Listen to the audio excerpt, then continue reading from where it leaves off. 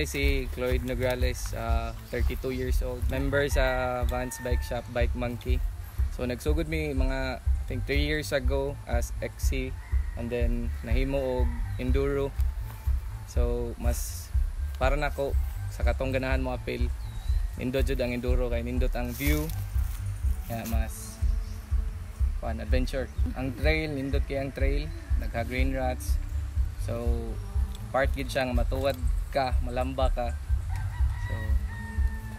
So far nindot kayo ang lumba kay kuan. Nindot kayo pagkadala. Sa race alone, nindot siya pagka-organize. Mismo ako na ako yung Dartmoor na bike, hardtail. So gwapo siya ang Dartmoor kung palit mo bike. Naomi Gardoche, 25 years old. Been racing like since 2015. So more practice, tas may mga friends ako na nagre-race, so sinali nila ako. And then yung opportunity kay Sir Jason sa Dartmoor. So for this year, we'll be riding Dartmoor. 2015 sumali ako. Para newbie lang ako nun eh. So sobrang hirap nung racetrack na na-experience ko compared to now. Medyo syempre praktisado, nagtitraining. Yun lang, medyo iba-iba din ang tracks. Ngayon, sobrang sulit ang punta dito dahil sa racetrack, napakaganda. Lahat raw, kumbaga walang tapon. Andun lahat, andun yung rocky, steep sections, loose. Kahit nung basa siya, sobrang gandang for downhill. Amazing. Is it challenging? Truly. Too challenging. But you enjoyed it. And no, it's not too long, but it's really challenging. Like in the north, we only have it's shorter, like 4 minutes is a long stage. Yeah, here it's like 8, 10. Yeah. I'm Rafael Quijano. I am 16 years old. Grabe kalisod ang trail. Dagan kay green rats. Grabe ka gnarly. Ya, paglas ako lumba, stage 3. Nalamba ko, na overshot ko. Nataga ko sa pangpang ya. Ilabyan ko dagan nga riders. Then moto napildi jud ko. Top 6 na lang ko.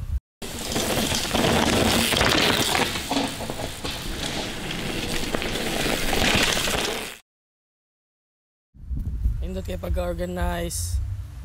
Indot kay pagkalumba, lami ang pagkaon. Kailangan kay tira. Inasal no? Inasal skar-skar no?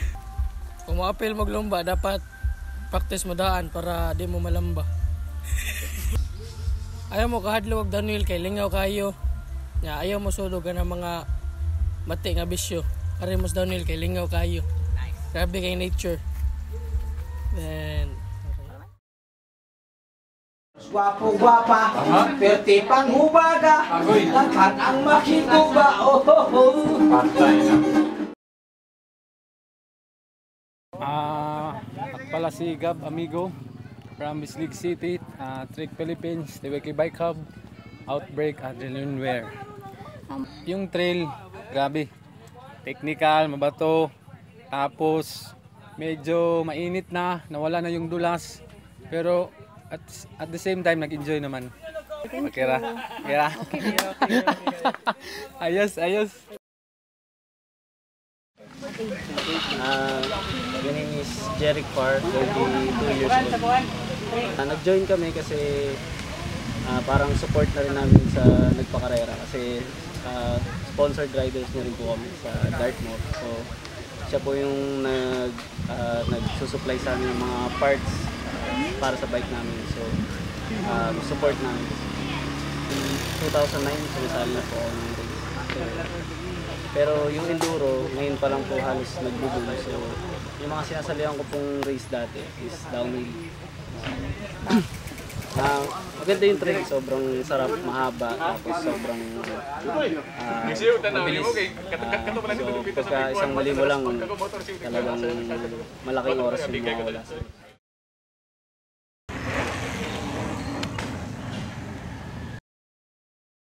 I'm Kenneth Balico, 20 years old. Last year, 2017, nag-top 3 overall ako sa EA.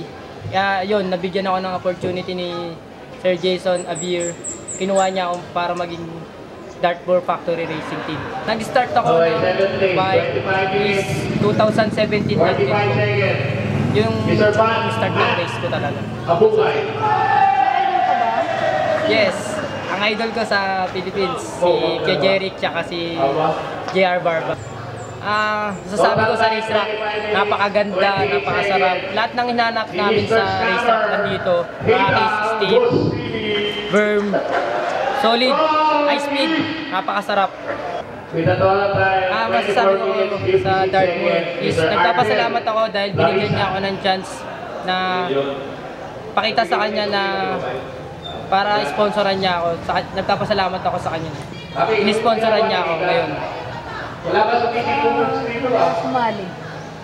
Sa mga sumali, syempre kailangan practice, training lagi dapat kasi ayun yung number 1. Hindi ganun kadali yung racetrack. Napakahirap. Super. Kaya kailangan training.